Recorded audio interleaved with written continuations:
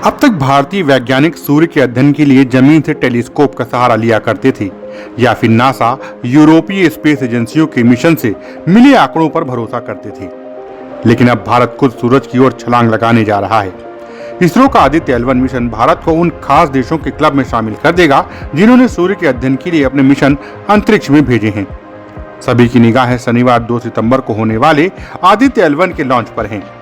Aditya L1 को धरती से 15 लाख किलोमीटर की दूरी पर लैग्रेंज पॉइंट पर स्थापित किया जाएगा। यह सूर्य और पृथ्वी के बीच की दूरी के 1/3 हिस्से पर है। इसरो के मुताबिक आदित्य L1 को निर्धारित दूरी तय करने में करीब 4 महीने का समय लगेगा। आदित्य L1 में कोई लैंडर और रोवर नहीं है। किसी स्पेसक्राफ्ट में लैंडर और रोवर तब भेजे जाते हैं जब उन्हें किसी दूसरे ग्रह या उपग्रह पर लैंडिंग करानी हो। यहाँ समझना जरूरी है कि आदित्य L1 सूर्य पर नहीं जा रहा, बल्कि इसे पृथ्वी की तुलना में सूर्य के करीब भेजा जा रहा है। वहीं आदित्य L1 को सूर्य पृथ्वी प्रणाली के लैग्रेंजियन पॉइंट के चारों ओर कक्षा में स्थापित किया जाना है। इस पॉइंट पर स्थापित करने की भी खास वजह है। यह सौरमंडल में ऐसा बिंदु है जहां पर सूर्य और पृथ्वी एक दूसरे के गुरुत्वाकर्षण को बेअसर कर देते हैं। यानी यहां अगर किसी वस्तु को पहुंचा दिया जाए तो वो ना पृथ्वी की तरफ गिरेगी और ना ही सूर्य की तरफ जाएगी। इसे पृथ्वी और सूर्य के बीच पार्किंग पॉइंट भी कहा जाता है। वहीं एक बार जब आदित्य L1 इस पार्किंग स्थान पर पहुंच जाएगा तो यह पृथ्वी के समान गति से सूर्य की परिक्रमा करने में सक्षम होगा। इसका मतलब यह है कि उपग्रह को संचालित करने के लिए बहुत कम ईंधन की आवश्यकता होगी।